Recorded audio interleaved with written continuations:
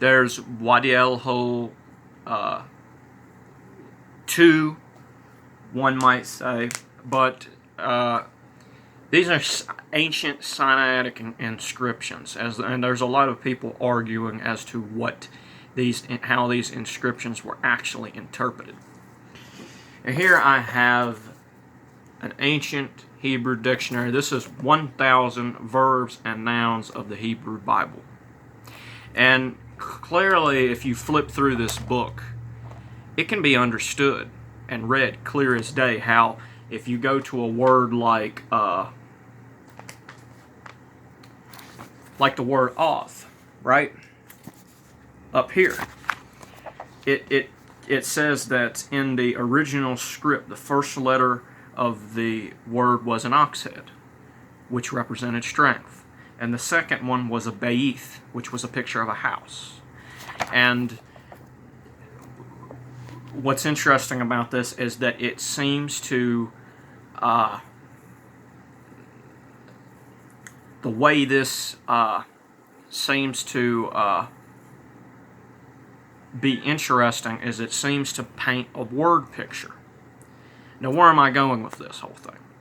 Well, where I'm going with this is that there is an Egyptologist called Dr. Petrovich, who has shown that each Hebrew letter, each original Hebrew letter, can be traced back to what seems to be an ancient Egyptian hieroglyphic projection of this letter. So essentially, what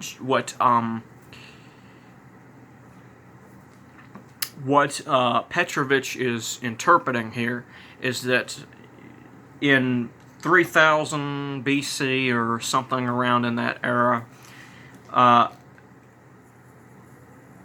or maybe it was just 3000. Yeah, it wasn't 3000 BC. It was 3000 years ago, I believe. The ancient Hebrews took Egyptian hieroglyphs and converted these into pictographic letters.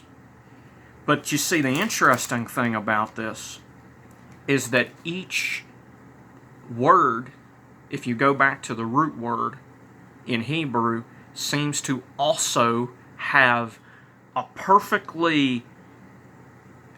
symmetrical meaning to each letter. Each letter can describe an entire word picture. And it's just amazing to me how, if Hebrew originally was a language that had no script whatsoever,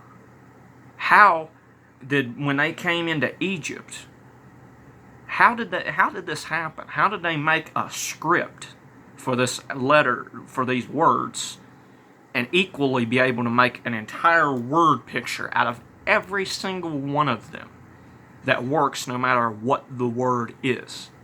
This is a question that needs to be answered. I mean, Jeff Benner doesn't really get on this. Not a whole lot of people do get on this. But I'm going to tell you, if both of these descriptions of the Hebrew alphabet fit, then whoever made it would have to be a genius. Let alone the so-called Bible codes that people say that is actually inside the Bible, and all you have to do is take the text and put it inside of a supercomputer, and you know, if it scrambles the words properly, you can get things that have happened. Okay, we're getting this is big stuff here. Predictions, prophecies encoded in the Bible, right? And this is just, it's amazing. It really is. You know, there's a lot of people that think, though, that the Hebrew language or the alphabet came directly from God. I mean, I kind of would agree with them. But the thing is, it identically looks like ancient Egyptian hieroglyphics. It's just used as a script. And how they managed to get it to mean all this stuff, I don't know. I'll tell you something else that's really interesting. Ancient Egyptians describe modern technology. They have pictures of modern technology in some of these hieroglyphs. It's crazy. And it just begs the question, what was really in the mind of these people who were making these inscriptions? You know, and where did the Hebrew language actually come from? Was it just made in a few thousand years? Is it really the oldest? Is it really an old language that existed, is what I'm saying, before Egypt? Or was it invented in Egypt? And I'm not so sure that I can tell you the answer. I believe these accounts really did happen, regardless of what language Avraham would have spoken, which really just means Abraham. Regardless of what language he would have spoken, I believe these accounts really did happen. And what's even more interesting is what other inscriptions have to say about these things, because the Hebrews are not the only ones who talk about this. This is talked about all over the world. And it's amazing how all these things work the way they do. That's really all I have to say.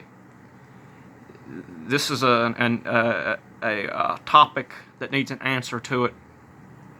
And I'll be damn glad to hear what people's explanation is for it.